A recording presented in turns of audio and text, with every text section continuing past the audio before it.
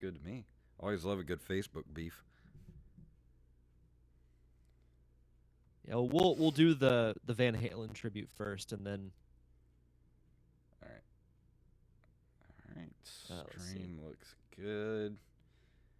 I'll go ahead and close that out. Let me go to Twitter and tweet this out. It's already The Twitter loaded machine? up and good to go.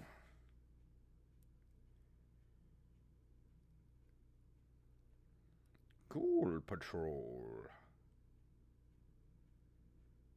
I think you're gonna like what I have to say about this game. I hope so. If you like Zombies Eat My Neighbor, or Zombies Ate My Neighbors, then you'll like Ghoul Patrol. Oh yeah, I love Zombies Ate My Neighbors. That game is so good. I'd love Still very underrated in my opinion. I know. I wish they would do like an updated version of it. I would pay $30 for a remastered version of that game for the Switch. Is it on the Switch? I don't think so. Let me look that up real quick. They should. If not, then this would be the perfect time to put it out there for October. No, yeah, I can pretty much guarantee it's not on the Switch. I didn't think it was, but because if it was, and I'd come across it, if I would have come across it by now, I would have bought it. Yeah. Axeblade, I'm fantastic. How are you, sir? Good evening, Axeblade. Yesterday was a rough evening. It took a lot. I'm still processing. Oh, I'm sure. Yesterday. It was one of those things. Like a friend of mine had texted me, and like at first I didn't know quite how to react to it because it was just like so out of the blue. I was like, wait, what do you mean? Dude, I literally had just laid down on the couch and was dozing off when you texted me. Oh shit! I'm sorry. Like, this ain't real. And then I went and looked on Twitter, and of course it was real. Everywhere was reporting it. I was like, you gotta be fucking kidding me. Like, this fucking year. This whole year can burn in hell. I wouldn't joke around about something like that. But yes, fuck 2020. You know what's weird? I was just thinking about that, like, recently. Like, man, we haven't heard from Eddie for a while, and there was, like, some reports of him not doing well. And I was like, man, it would really suck if we lost Eddie or, you know, like, and then it happened, and I was like, son of a bitch. Yeah, this year can eat a dick. Yes, it can. Well, I'm pretty much got everything up and ready to go. If you're ready to go, I'm ready. Yep, I've got all the tabs opened and all that jazz, so I'm all set when you are, my friend. I'm sure Rampage and everybody else will be following shortly. Right. Yeah, some of them like to show up a little bit late, but they'll be here. That's okay. Yeah. Oh, by the way, I forgot to tell you, my RGB high score is going. My time slot is not this Friday, but next at 8 p.m., 8 to 10. Okay. What date is that? Today is. What is today? The 7th? Today's the 7th, yes. Okay. And then next Friday is the 16th. So 16th at 8 p.m. I'll be doing my Castlevania run. Sweet. What's up, Mixmaster? He just joined us. Mixmaster. All right. Well, let's go ahead and do this. I'm ready if you are. Yes, sir. Here we go in 3, 2, 1. Do you like this show and you want to help support us? Do you want us to stay ad-free? Do you want extra episodes every month? Well, of course you do. Well, then just head over to patreon.com/nerdcaveretro. Become a Patreon supporter of this very show.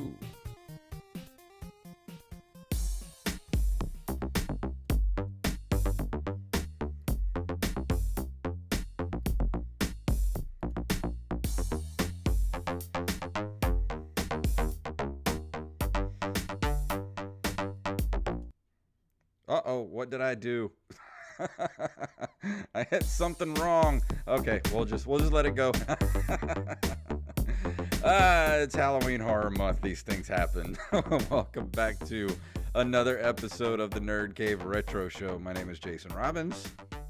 My name is Derek Diamond, and the ghosts have invaded the podcast. Yes, they have. I couldn't decide on what Halloween theme I wanted to do tonight. I did have this one, but I want to save this for the actual Halloween show. Happy, happy Halloween, Halloween, Halloween, happy, happy Halloween, silver shamrock. Happy, happy Halloween, Halloween. Yeah, I have to save that one. I want to save that for the actual Halloween show. So I didn't want You to have do the to. same. I didn't want to do the same theme I did last week, and I don't know. I need to get some more Halloweeny type stuff. And Rampage just joined us. We have a full up, chat room Rampage? tonight, and I'm glad. Because before we get started on everything tonight, we have to talk about, I know this is a video game show, but we can't not talk about the humongous void that was left in the universe yesterday with the passing of Mr. Edward Ludwig Van Halen. And I don't know if I could overstate how important Van Halen has been to me, not only as a musician, but just my love for that band and those guys. And, Van Halen's been one of those things like, I love Star Wars and all that stuff, but I think my love for Van Halen goes beyond even all that. Like, Van Halen's been one of those things that's been there since before I can even remember. Like, I couldn't even tell you the first time I heard a Van Halen song because they've always been there.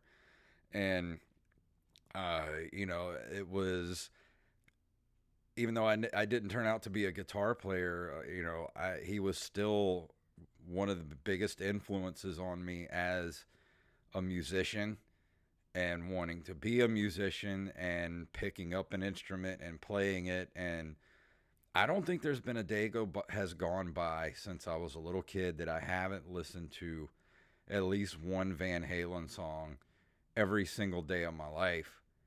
And now that he's gone, it's like I don't even know how to process it. It's like a friend gone. And I'm gonna shut up and let you say some words too. Yeah, it's one of those things that, I mentioned before we started the show that when I read it, I initially didn't really know what to think because I was just like, holy crap, Eddie Van Halen passed away. And then I read a little bit about the article stating that, he'd actually been battling throat cancer for many years.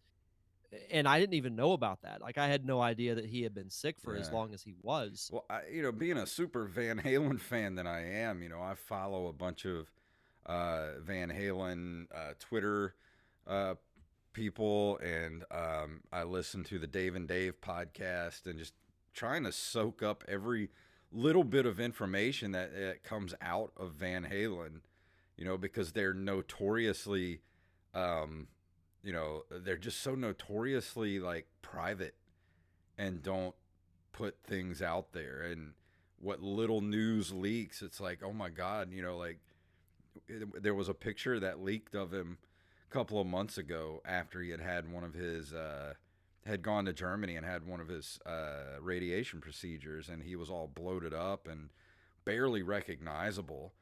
And I was just like, man, I have a feeling that there's going to be that day is going to be soon where we get the news that Eddie Van Halen has passed away. Yeah, it's similar to what happened with Chadwick Boseman. Mm-hmm. What seems like yesterday.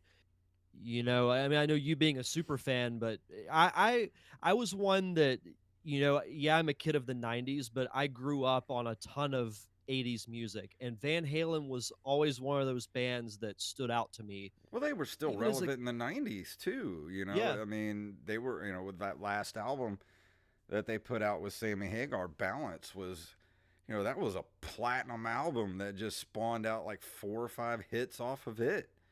And For Unlawful Carnal Knowledge was a 90s album. And, Even though nobody liked Van Halen 3, I still liked it, you know. But I don't know, it's hard to process. It really is. And one of my favorite concert memories of all time, I actually got to see Van Halen with David Lee Roth back in the fall of 2015. They had a show in Birmingham, Alabama at the amphitheater there. And the highlight of that whole show was when Eddie Van Halen just did this killer guitar solo. And looking around, and there were people who were crying Mm-hmm. because they were like, he's to me easily top 5 best guitar player of all time. Like, just watching him do what he does was incredible, and one of my favorite concert memories, ever. And it will be until the day that I am no longer on this earth. Yeah. But and Axblade mentioned the chat too, not just him, but also, when Neil Peart died Yeah. earlier this year. So we lost 2 of the best musicians at their craft. You know that the Neil the Neil Peart one hit me really hard, but the Eddie one is even worse. And I don't really know why. You know, I love Rush. They're one of my favorite bands, but Van Halen was something beyond being just a favorite band. Like growing up, you know, in a musical family, my dad played guitar, my older brother played guitar, and used to read all of my brother's guitar magazines. You know, Eddie was in like every guitar magazine every month. So there wasn't any shortage of reading about him, you know, back in the 80s. And then, of course, me and my brother had a VHS tape of Live Without a Net that we just wore that tape out. My brother still has that VHS tape. And, you know, like posters on my wall, and to this day, like I'm obsessed with Van Halen, just that band and their legacy and their mystique. And I don't know, losing Eddie is just like, it's like losing a cousin or something. You know, it's like it's hitting me in a way that I really don't know how to process it. Like a huge chunk of my childhood and life altogether is gone now. And that always wanting like a new album or something, like, are they going to put out anything new? You know, Different Kind of Truth came out in 2012, and it was just like, man, are they going to put out another album? Are they going to tour again? And then this is the final. This is like, it's never going to happen. There's never going to be, another album or anything like that. No tours. And everybody's saying I should play Eruption on the feed, but I really can't do that, or we're gonna get dinged. And I really wish I could. I wanted to play 316 as a tribute, because that's one of my favorite solo songs that he did. And I don't know what else to say other than, he was. I think people are like really, like, right now are realizing, how big of a force he was on music itself. And with him gone, it's kind of like, it's just, it's heavy, man. It's a heavy loss. No, it absolutely is. And it's Van Halen was one of those bands that really transcended their field. Like, you know who Van Halen is, even if you're not a big music fan. Mm-hmm. And I'm honestly, I don't really know anyone who disliked Van Halen. Yeah, there's not a single person on this earth that you can't play, the opening bars of Jump, and they don't know what that song is. I mean, 3-year-olds know that song. Like, everybody knows that song. They sold 56 million albums in America alone. So that tells you something Jesus. right there. Absolutely. But no, the good thing is, if something good can come out of it, is that we do still have the memories from being fans, watching them perform, the memories that are associated with the songs. So those will thankfully live on forever. And Wolfgang, like I'm really looking forward to his solo album because, his dad helped him do a lot of stuff for that album. We still haven't heard anything from it, and they there's a lot of speculation that the reason he hasn't released it is probably because Eddie's health was failing and he didn't want to release an album and then have to go out and tour to support it, knowing that his dad was sick. So they probably knew he wasn't doing well for a while. But according to TMZ, he last 72 hours was pretty bad. He went downhill pretty fast. Yeah. Sorry, I keep coughing. I'm emotions and my throat's dry. No, no worries. No, I totally get it.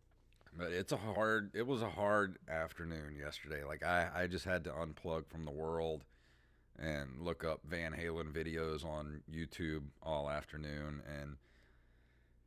and it's a shock, man. It's a hard shock to the system, and it's like, man,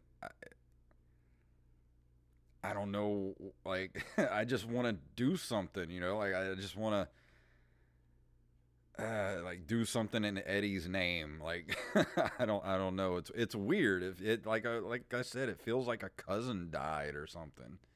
Mm-hmm. I don't know. I'm not. I'm just jabbering. I apologize. No, you have nothing to apologize for. But let's move on. Is there anything you want to talk about before we go into the news for this evening? I do have a rant about Facebook, but I'll save that's that for right. the end of the show. Okay. But let's go ahead and move into the news, shall we? Sure.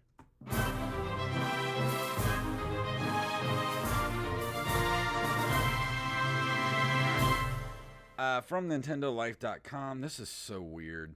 Someone made an NES game that can track the International Space Station. When Nintendo was putting together the final hardware for what would become the NES, it's unlikely that it would ever have envisioned the humble hardware being used for something like tracking the International Space Station. The ISS was launched in 98. That wouldn't have made much sense anyway. Here we are in 2020, where everything needs to be connected to the internet, including toasters and fridges, so why not the NES? Software developer V. Gray has created and released an International Space Station tracker for the NES, which is pretty cool. Using an NES game developed from the ground up and a device to send ISS tracking data to the game in the form of button presses through the controller, the ISS's position is displayed over a map in real time, showing where it is at any precise moment. And it shows a picture here, a screenshot of it showing, what it looks like. And it's pretty cool, actually. There's a big quote from the guy in here, V. Gray. But if you'd like to read about this, you just go to NintendoLife.com. It's one of the top stories. And I just wanted to add this in because this is just weird. Like, well, I don't understand why you would do this, but it's cool nonetheless. Is it sad that this seems normal by 2020 standards? Yeah, pretty much. I mean, the fact that someone would take an NES and build something to actually track a space station, that's like something you'd see in a movie. Yeah, That's actually really freaking cool. this is what happens when you have smart people locked inside for months. Yep. And they have nothing else better to do. No, and I wonder why an NES though. Well, Like, he why said, that specifically? the It NES is says- a computer and honestly one of my favorite computers to program for. This project, like many others I have created, is an attempt to show people that very fact. The NES may not run anywhere near as fast as your phone, but it still is about 40 times faster than the computer used for the Apollo 11 mission. Wow, It's crazy. that's insane. That's really cool. There's a video also attached with the article that Yeah. you can check out as well.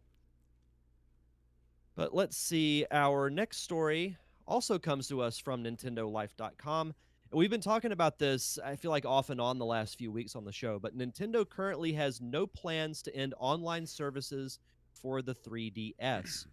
Earlier this week, Nintendo confirmed the production of its mighty 3DS line had been officially discontinued.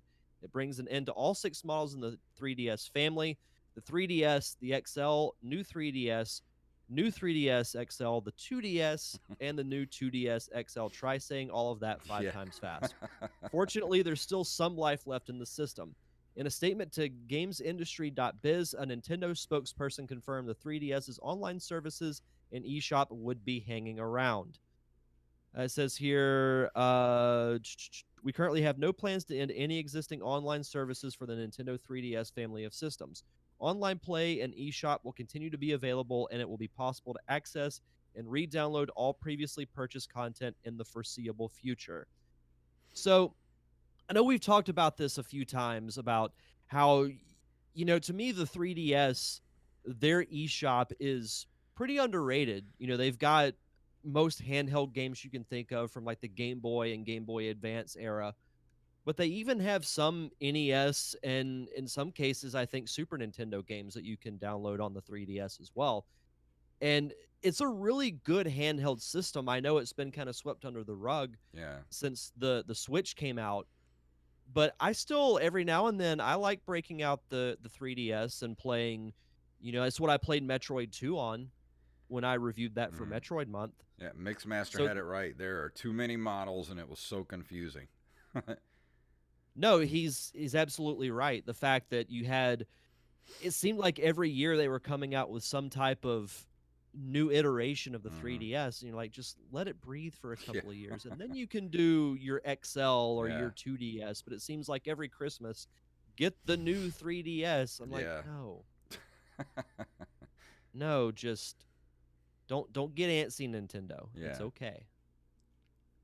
But I'm glad they're continuing it though. Yeah. I figured they would keep it online for a while. It'll probably be, I'd say, probably another good 2 years before they discontinue it. Well, there's no reason to discontinue it. Yeah. Well, I'm sure with all So, the 3DSs that are out there, I mean, it's still a pretty popular system. mm-hmm. And for our next story, this is from ksat.com. New Super Mario game for Nintendo Switch available as free download for limited time with subscription. Super Mario Brothers has been a staple in video games since the original was released back in 1985, but now Nintendo is bringing those fond memories back with an added twist. Super Mario Bros. 35, available on the Nintendo Switch, matches you up against 34 other Marios in a sort of battle royale type setting. You can still do typical Mario stuff like jumping, collecting coins, getting power ups, but the ultimate goal is to be the last player standing. You only have a limited time to play. It's available from October 1st until March 31st, which I am putting my foot in the ground right now and saying they are not going to get rid of this because this thing is actually doing really well. I played it for the first time about an hour ago before we got ready for the show, and I got to tell you, I had a blast. I played about 5 rounds, and I was like, "Holy crap! This is what I'm doing for the rest of the night when the show's over with." Yeah, I still got to play this game. I've watched some videos of it. It looks great. Yeah, It reminds me of a cooler version of Tetris 99. it's basically the same thing, but it's Super Mario Brothers, and the Yes. secret to it is, it's kind of hard to explain. Okay, you play as just regular Mario Brothers, but as other people kill enemies and target you, those enemies go to you, sort of like you targeting people in Tetris, and you get rid of lines, those lines go to another person. So it's sort of the same thing in Mario. So if you got a lot of people attacking you, you got a shit ton of enemies starting to come on your screen. And so when you kill enemies, it actually adds time to you start off with like 30 seconds, but for each enemy you kill, it's like a second that you add.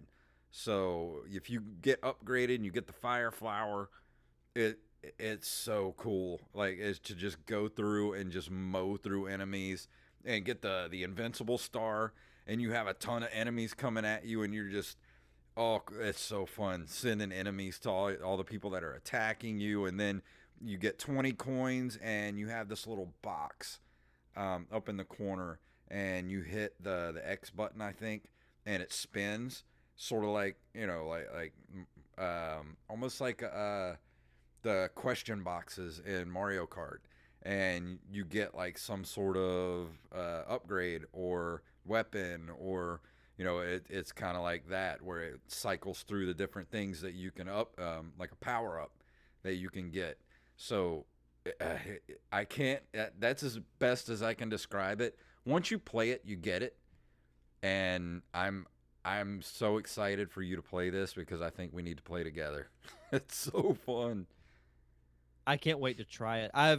As soon as I finish editing my show after this is done, I'll download it and check it out. And I'm telling you, they're not going to be able to pull this off the store because this thing is going to be a humongous hit. I'm telling you. I agree, but And I it, have seen Nintendo do some really dumb decisions. and it makes the $20 per year worth it, in my Yeah. opinion. Between that, Tetris 99, and what little they give us for the Nintendo and Super Nintendo. I mean, those two games, Tetris 99 and Super Mario 35, make it worth it. For sure. And our last story comes to us from PCGamer.com. Atari VCS consoles finally on the way after significant delays. Uh-huh. I'm not surprised this came up because we haven't talked about it in a while. Here's what I have. More than- This is how I feel about the Atari VCS.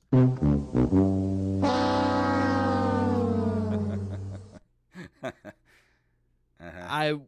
I would echo that sentiment. Mhm. More than 3 years after it was first revealed, the initial batch of finalized Atari VCS consoles are finally ready to ship. At this moment, thousands of Atari VCS units are en route from a manufacturing facility in China to the United States, where they will then be sorted and sent out to Indiegogo backers, some of which pre-ordered the console as far back as May 2018. I hope they're not empty shells. Mhm. This is an encouraging development in what has been a somewhat discouraging, somewhat is putting it mildly, road for backers and onlookers. I fall into the latter category, having cut my console teeth on the original Atari 2600 in the 80s before being drawn into the world of PCs by the way of the Commodore 64. From there, the rest is history. So it's been a bit since the Atari VCS has reared its ugly head on the podcasting world. I just can't wait until people finally get their hands on this thing because I'm dying to hear what people think of it. Yeah, I think it's going to be a very ugly situation once people actually get their hands on it. That's why I can't wait for it. Dude, this thing is dead on arrival, man. I'm telling you. DOA. Oh, Axeblade said he finally got through on GameStop site and snagged an Xbox One X pre-order. Or did you get an Xbox One X or an Xbox Series X? Because if you got a One X, you didn't really upgrade. I'm sure he meant series. Yeah, Yeah, he Series said X. he meant series. Did you hear about that? That the Xbox One X, when it launched on Amazon, the Xbox One X sales went up 700%. Good God. I wonder how many parents are going to be disappointed when it's Christmas time and their kids get an Xbox One for Christmas. Twitter is going to be, as the kids say, lit. Yeah. Dude, you just got really blurry. There you go. Interesting. That was weird. I'm not that fast. But let's go ahead and move into this month in video game history.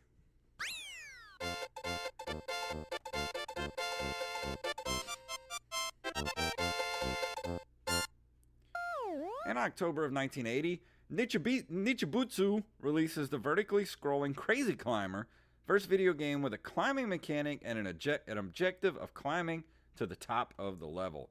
This game has got some serious people that love this game. Like, this is, when you ask older people, like I'd say probably 45 and older, what their favorite arcade game of the 80s was, 9 times out of 10 they're going to say Crazy Climber. And the crazy thing is, no pun intended, this actually came out before Donkey Kong. It's weird. So it in a way, you could say it kind of set the precedent for Donkey Kong in a way, because yeah, I mean, Donkey Kong's credited for introducing the platforming aspect of it, which that I agree with. But if you look at the screenshot of having to climb the building, you kind of have to do the same thing with Donkey Kong. Yeah. So I wonder if there might have been a little bit of influence there. Maybe. You know, it's Nintendo. They take little bits here and little bits there and mash stuff together and make it better. Yeah. That's what they do. On October 23rd of 1981, Frogger is distributed in North America by Sega Gremlin. Who doesn't love Frogger? Oh, Frogger's great. I used to love playing the Frogger on the Game Boy. It was so freaking fun. And it's still And my favorite. It's had some staying power, I think. My favorite Seinfeld episode too, the Frogger episode. Oh yeah, I forgot about that. So good. I remember Yeah. Frogger is still one of my favorite Atari 2600 games. One of the better ports of an arcade game for the 2600. Well, and you think of the games from that early 80s era, Frogger's got to be up there on the list as far as just recognizable. Like you mentioned a casual gamer's Frogger and they know what it is. Oh yeah, Frogger's never gonna go away. It's just too bad he never got Frogger never got to be a mascot like Pac-Man did, Yeah. or we'd still be getting Frogger games today. Now let's see. October of 1982, Gottlieb releases Qbert, and as you can look behind me, you see Mario standing on a little tiny Qbert machine here. Nice. I love Qbert. That foul-mouthed little bastard. Yep. Always cursing. Yep. On October 5th, 1987, LucasArts releases Maniac Mansion, the first game to use the Scum engine, Love that. innovating the point-and-click interface for the adventure game genre. I like Maniac Mansion. Such a cool game. I still want to, once, I think maybe for the holidays, I might actually stream Day of the Tentacle remaster, because it's very good. And I didn't get very far in it, so I want to stream it and play it over the holidays. Yeah, no, that'd be cool. October 9th of 1988, Nintendo revamps Doki Doki Panic, releases it as Super Mario Bros. 2 for the NES in America and the PAL region. Birdo made her debut in this game and released in Japan as Super Mario USA in 1992. Who doesn't love Birdo? I know Birdo. I remember Birdo went, I think, on a little bit of a hiatus for a bit, and then Yeah. she finally made a comeback. Because even after Mario Brothers 2, I remember she was in Mario RPG because she was a sub boss.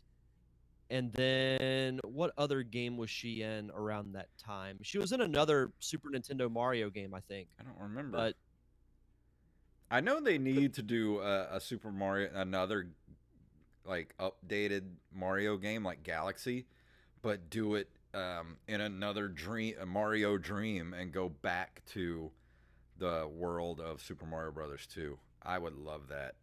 Subcon? Yeah, Subcon. I was trying to. I knew it was Sub something. I couldn't remember the name of it. Well, I remember in the early days of the show, this was one of the first games we reviewed, and we both, praised Mario Brothers 2, because a lot of purists don't like the fact that it was a revamped, Doki Doki Panic. But I I really like Mario Brothers 2. I enjoyed whenever they released Mario All Stars for the Switch. That was the first game I went back and played. Yeah, it's because it's so different, and it's one of those games that was released back then where the second ones were so much different. You got your Zelda 2, Link's Adventure, or Adventure of Link, and then you have Castlevania 2, and everybody was trying to do something different, and it really didn't capture my imagination like the first ones did. But Super Mario Brothers 2 was such a step up from Super Mario Brothers 1. and and honestly, I still say the graphics of I like the sprites of Super Mario Brothers 2, like the design of Mario and Luigi and Toad. I think they look better than they do in Super Mario Brothers 3, honestly. I don't disagree with that. I love the look of the world, and I like the updated All Stars version, but honestly, I think the original looks really good. It does. It still holds up. It's great. The Mhm. graphics were awesome. On October 15th of 1990, LucasArts releases The Secret of Monkey Island. A lot of LucasArts this month. It won't be the last time you hear it. Yep. Too bad LucasArts still isn't around. That was a man. That was a seal of quality back in the day.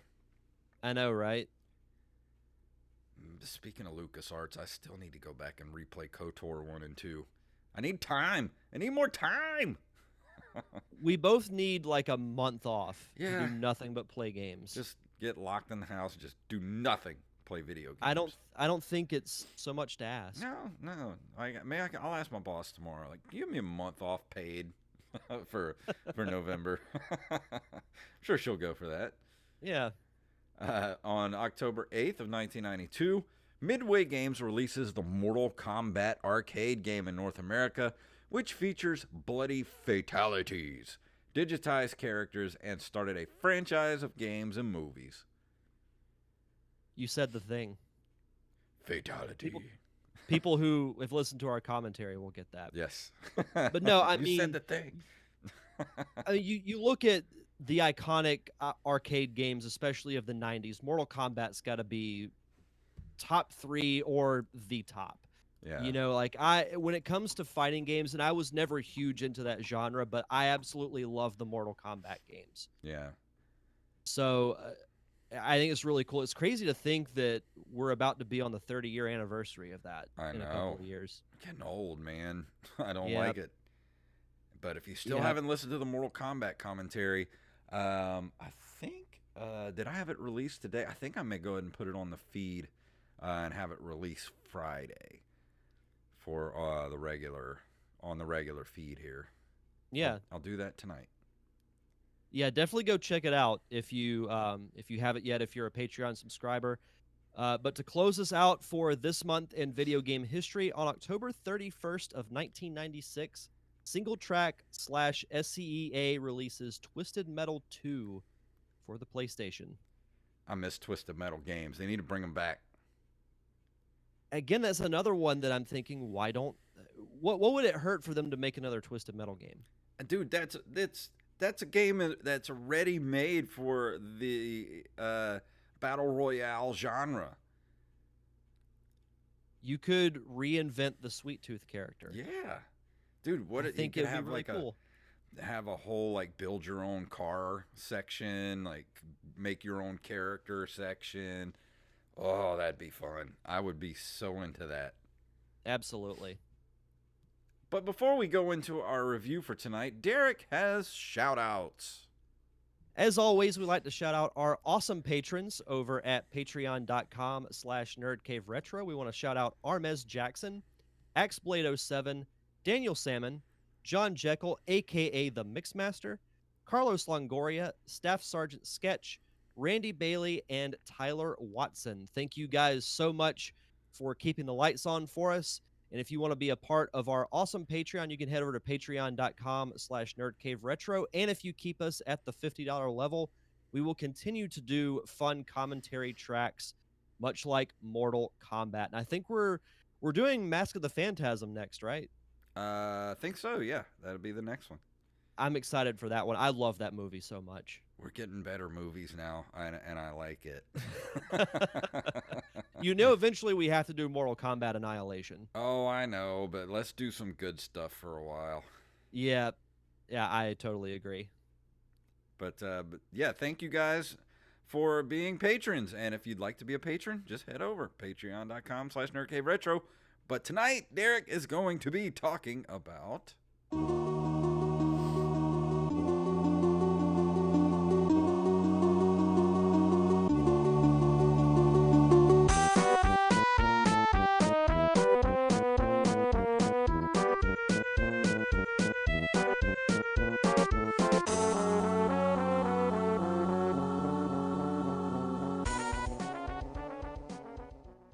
You gotta love the 16-bit era of Yeah. music.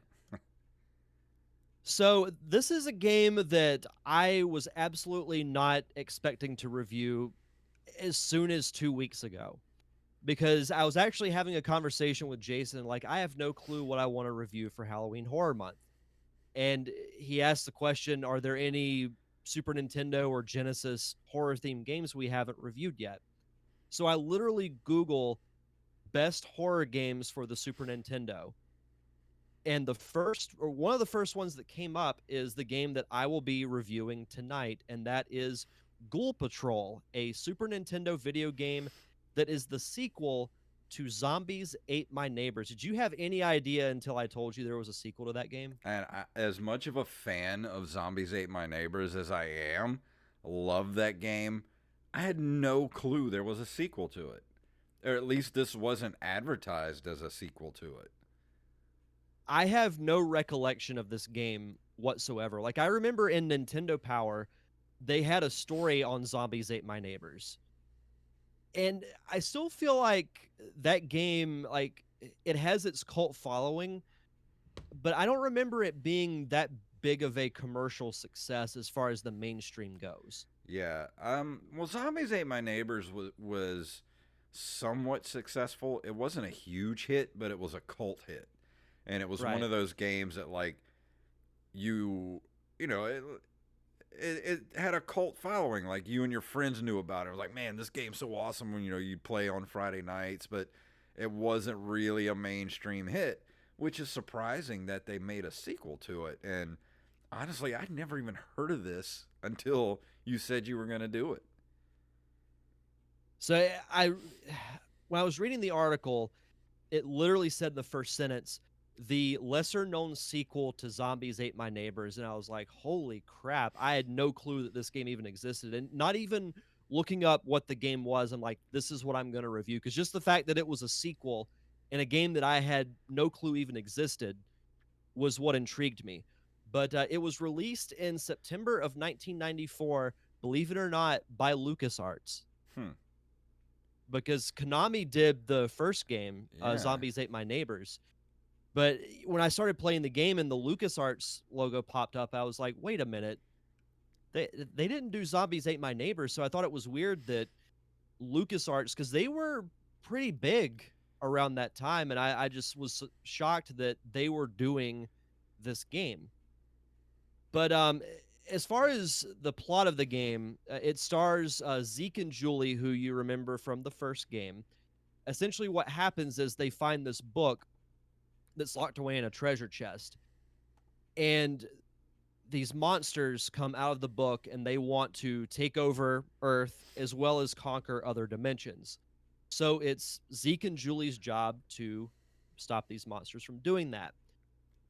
Now, as far as sequels go, I've preached on this show that I love games that keep the basic formula of a sequel or of the original game, and they build on it in the sequel. You know, they don't completely change it, but they just tweak it a little bit to make it seem like a different experience. And that's exactly what happened with Ghoul Patrol.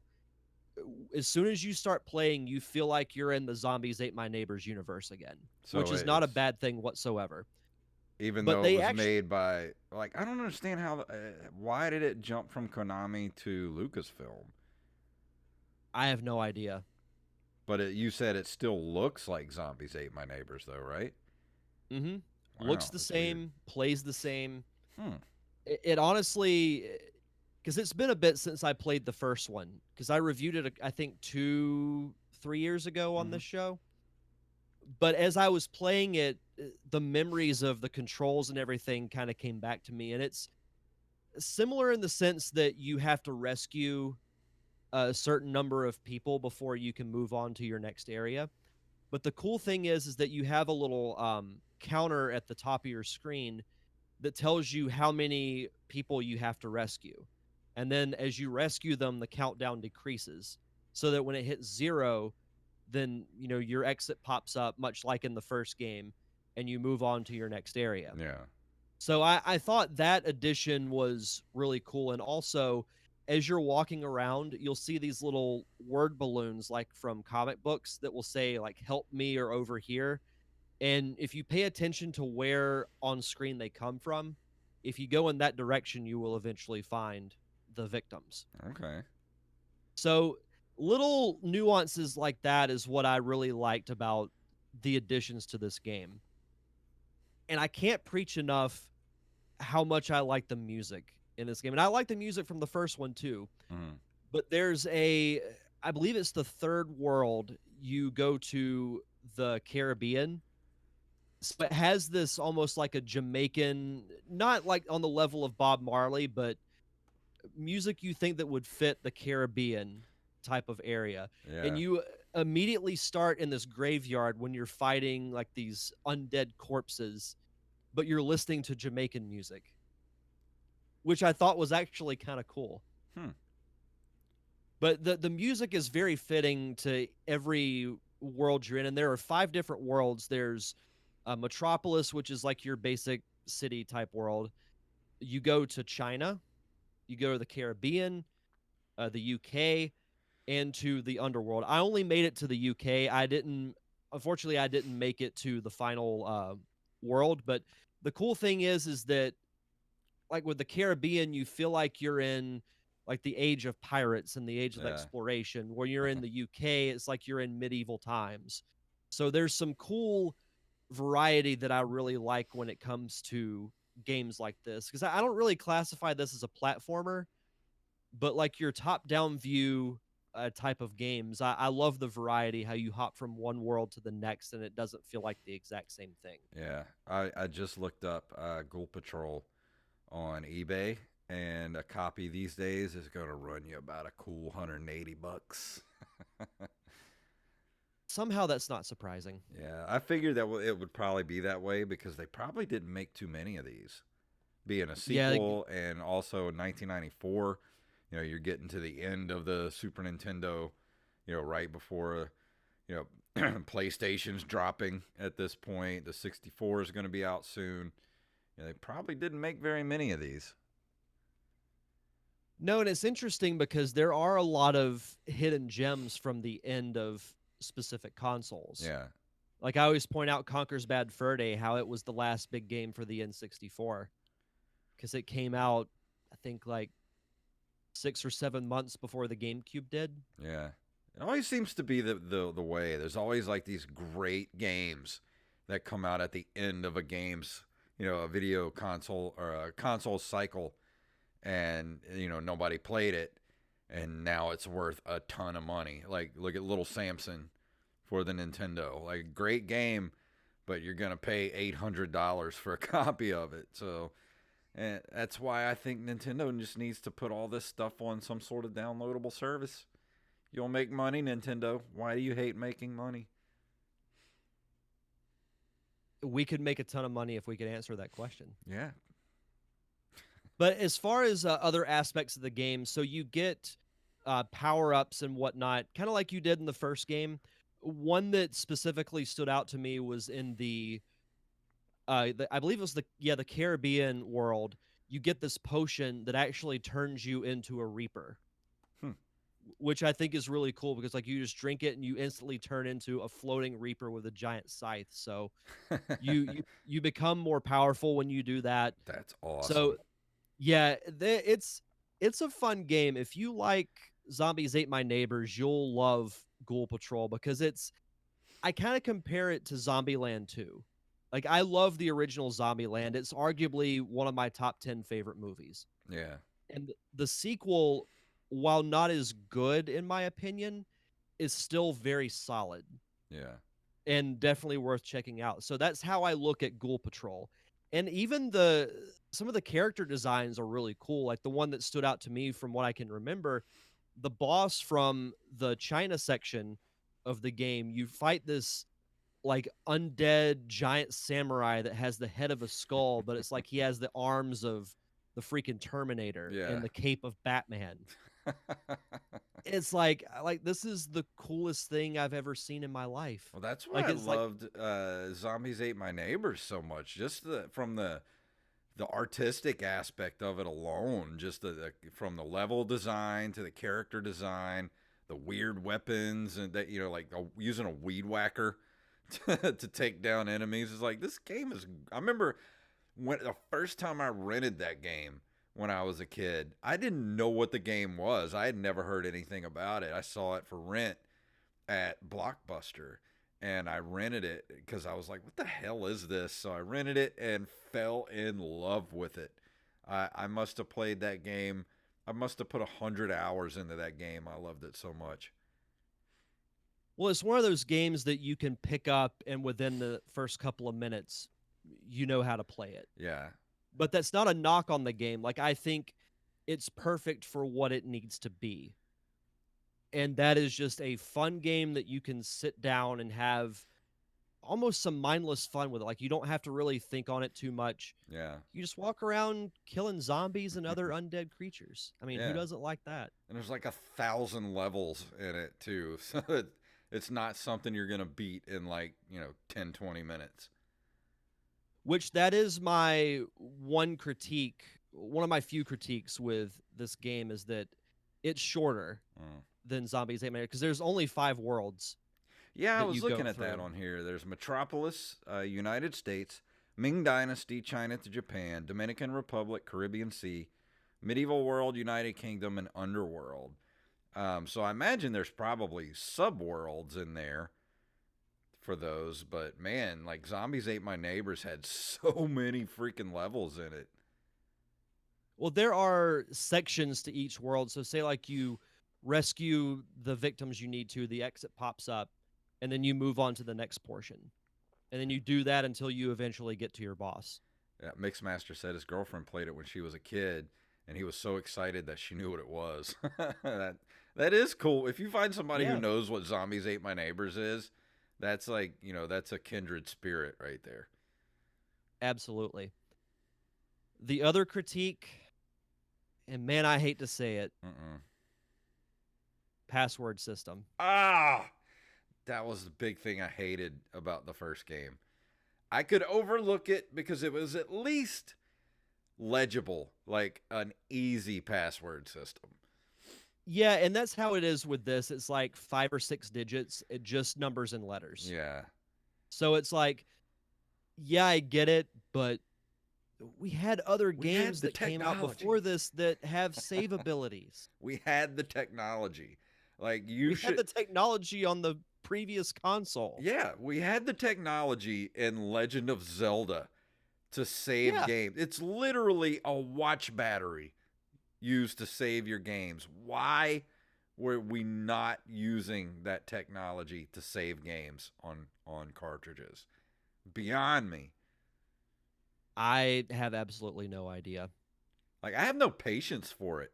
Like, the older I get, if I come across a game that has a password system and it's not easy, like an easy password system, like I can get over Metroid, not having a password system because I played that game to death as a kid, so I can give it a pass. But once you get into like the 90s, once you're past 1990 and you have a password system, your game is done to me. I don't have time for that foolishness. Major respect is lost. Yes. When that happens. But as far as the reception of the game goes, GamePro commented that Ghoul Patrol is the closest you can get to the acclaimed Zombies Ate My Neighbors, and it's a worthy successor. They particularly praised the outrageous 360-degree shoot-'em-up action and detailed cartoony graphics. That's another thing, too. The graphics for this game are really good for Super Nintendo standard graphics. Yeah. Like, there's some really good detail in it. I thought the graphics were really good. When you have those stylized graphics like that, it's really easy to make things look good, Mm-hmm. Electronic Gaming Monthly gave it a 7.8 out of 10, calling it a worthy sequel to Zombies Ate My Neighbors and a great salute to old late-night horror movies. Mm-hmm. I can't remember what I gave Zombies Ate My Neighbors. I should have went back and listened to the episode before I listened to this, but I would call this a very solid follow-up to Zombies Ate My Neighbors and absolutely worth playing. Zombies barely edges it out, but maybe by like a point. So if I gave Zombies Ate My Neighbors, say like an 8.5, I give this like a 7.5. That's not bad. Just in the we'll say an 8. I'll give it an 8 Yeah, I'm gonna have to look because this up. the level design is really good. The controls are tight. It's easy to hop in and play.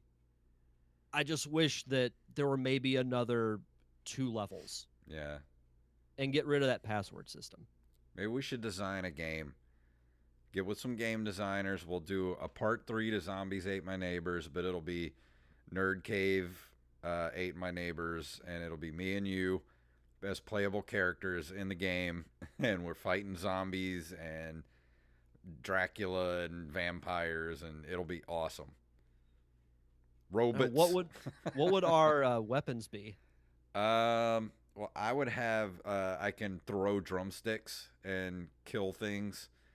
Um, Either that or, well, you'd have to have the water gun because that was like the standard weapon in the game. But Mhm. I could have something like drumsticks or something like that. I could, since I work for a baseball team, I could use a baseball bat. Yeah, you could use a baseball bat. Like my drumsticks could act like boomerangs. Like I could throw them and it would slice everything on the screen and come back to me. Oh, that'd be cool. Because you Yeah. could be like the longer range fighter, and I could be the close up. Yeah. So who wants to develop this with us? We have any game developers out there? Hit us up and we'll make this thing. I want it to happen. Yeah. No, here's what we should also do. We should get Wally in on this too. Yes. Write the movie script for Zombies Ate My Neighbors. Why not? that should have been done already. Wally, get on it. Let's do this. Yep. Conference call after Conference the show. call. Let's do this. Let's get this thing written. It writes itself. So let's Yeah. do this. But no, my overall thoughts, Ghoul Patrol, definitely check it out. It's to me, an underrated gem for the Super Nintendo, worthy of a follow-up from Zombies Ate My Neighbors. Check it out. Really fun game. Fantastic. Well, I'm really excited to hear your Facebook rant. So let's have you rant away, my good sir. Okay, so this past Monday, I hosted a live show listing my top 5 horror movies. It's a way to kick off Halloween Horror Month for the Derek Diamond Experience. Now, for those who remember my morning show that I did back during the summer, I would play music as almost like a warm-up to when the show would start. Mhm. So I had the idea, well, why don't I play Monster Mash while I'm getting the show set up, and then whenever I'm ready, I'll just fade the music out, and we'll be done, just like I used to do with the Daily Diamond show. Mm-hmm. So I do that, I'm getting everything ready, and then I get this notification that says this video contains something belonging to another party. Your video will no longer be able to be discovered on Facebook. So I had to start over and do everything all over again. That sucks. I hate Facebook. I don't know why you're still there. You should just get all your people to move over here to Twitch. I thought about honestly just switching over to Twitch or to YouTube or Yeah. both. I do have Streamlabs now. Yeah, because So- Facebook is horrible. I hate it. It needs to just go away. Well, I know I've told you, I can't remember if I mentioned it on the show, but I deleted the Facebook app from my phone a couple of weeks ago. Yeah, I only keep it active just to promote stuff. that's the only reason I keep a Facebook too, is to retweet shows, and that's it. I That's just all I got do with it. tired of people arguing over the dumbest shit. Yeah. Yep. Like, I know. guys, there's more to life than venting something that you shouldn't even be this upset about on social media. Go outside, go for a walk, Mm-hmm. listen to this podcast, go for a walk in the park, Yeah. go for a walk in your neighborhood. Go pet a dog. Go. Yeah, go pet a dog. Yeah, go pet a doggy and You'll feel better afterwards. Say hi to an old lady or something, you know, like do something nice. Yeah, That's all I gotta very say true. about So that's it's not much of a rant. It's just the fact that Facebook continues to piss me off. Yeah, that's why I left. I don't like it. Yeah. But next week, I think I'm gonna go ahead and do Rondo of Blood next week. So I have to play the hell out of it this weekend. Excited I to hear that. also have to. Speaking of Castlevania, I am going to be a part of October's RGB High Score Tournament, playing Castlevania. My time slot is 8 to 10 p.m. Central, Friday, October 16th. So if you'd like to hop on my channel, watch me play some Castlevania. I've been practicing last few days. I have a save state right at Dracula, and I've been trying to beat him, and he's been whipping my ass because I'm just not as good as I used to be. I used to be able to beat that game, and now I can't because I'm old and slow. So I have to practice beating Dracula. You'll get there. I'm excited to watch it. I'll be happy if I can beat it in under 30 minutes. If I can do it in under 30 minutes, I'll be happy. I have all the faith that you will. So if you'd like to watch me practice, I'll be practicing on Twitch over the next week. And then, of course, the 16th. It'll be 8 to 10. So anything you'd like to throw out there before we leave tonight? Yeah, just as always, check out the Derek Diamond Experience podcast. For those who didn't watch the live show, I'll be posting the audio version of my top 5 horror movie list, which you'll be happy to know I defended the hell out of Halloween 3. Sweet. I went on for like 5+ minutes about that movie. Dude, did you see the meme I made the other day? The guy sitting at the table with the coffee and it said Halloween 3 is the best Halloween movie. Changed my mind. Yeah, I loved it. Yeah, I got quite a few. I got quite a few people replying to that. There's a lot of hate for that movie, and I don't get it. It's unnecessary because people are comparing it to the other films in the franchise. So but you can't do that. You got to look at it as its own thing. Don't look at it as a Halloween franchise movie. Just look at it on its own merits. Because if you're going there looking for Laurie Strode or Michael Myers or anybody else, what's his name's character? Dr. Loomis. If you're looking for Dr. Loomis, none of them are in this movie. It's a completely different story. Plus, true Halloween fans would know why that movie's that way. Exactly. Yeah, because it was supposed to be an anthology series, but everybody's like, no, we want Michael Myers back. So we had to bring him back from the dead for like 18 more movies. That's what we did in the 80s. Yep. Yeah, but other than that, I know at some point this month we'll be doing a roundtable for my show on the Evil Dead franchise, which you and I have got to talk about that. I know. We got to figure that out. We also have, we're doing a guest spot tomorrow night for, what podcast is it? Stand by. I'll go. I forgot. Let me check real quick. There's another podcast asked me and Derek to be on tomorrow night. So after I do open micers at 7, we will be doing this other podcast at 8. When I'm trying to remember who it was. It is. It doesn't mention the name, but it's a Star Wars based podcast. Yeah, it's based out of New Orleans. Oh, it's the Who Dat Jedi podcast. Oh yeah, the Who Dat Jedi podcast. So go check them out, and me and Derek will be on this week's episode. And also, this past week, I was on the Lights, Thunder, Action podcast with my good friend Thomas Carter Rochester, who's a local actor. Just talk about, my journey in podcasting and filmmaking. And we also talk about like the latest nerd pop culture news. So you can check out Lights, Thunder, Action podcast anywhere you get your podcast. It was a really fun time. Mixmaster, I do not know if they do live shows. I don't believe so. They didn't mention it being live. So it may just be audio only. So go check that out, the Who Dat Jedi podcast. And also go listen to last week's episode of the Open Micers with Mr. Steve, with our good friend Mr. Steve Wise. That was a really fun episode to do because Steve is just a wellspring of knowledge about writing, movies, making short films, making films. So go listen to that episode. I implore you. It was very fun. Very good Yeah, episode to do. it was a very good show. But I think that's just about it. What do you say? We ready to get out of here?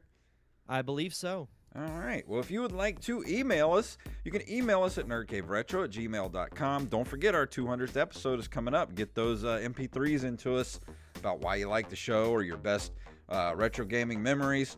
Also, we are at nerdcaveretro.com. We're on Instagram and Twitter at nerdcaveretro, and individually at JayFunktastic and at Derek_Diamond, if I can talk.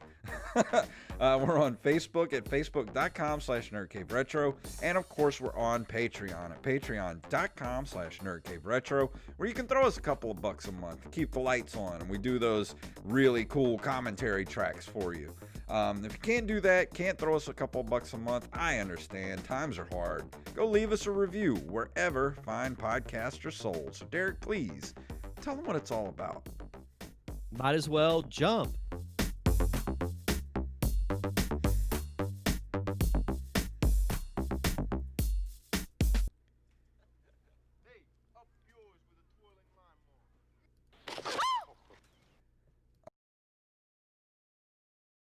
I'm going to have to go back and fix that when I do it. Why is that so low? Oh, it was all the way down. That's why. I tried to play this. Hey, up yours with a twirling lawnmower. I didn't know it was all the way down. Damn it. I just put that in before we did the show. That's an easy fix. Yeah. Yeah, just favorite gaming memories or your favorite moment from Nerd Cave Retro, whatever you want to do. And just tell us why you like the show or why you hate us or whatever. Just send us a 30-second MP3 and we will play it on the show. I'm going to, if everybody gets them in, oh, damn it. If everybody gets them in soon, I'm going to build a whole soundboard. That way you can just fire them off one after another live. Nice. But I'm going to go ahead and go. Thank you guys for hanging out tonight. Mixmaster and Rampage had to duck out a little while ago, but Axeblade, thank you for hanging out. And thank you guys, and we will see you next week. Holla!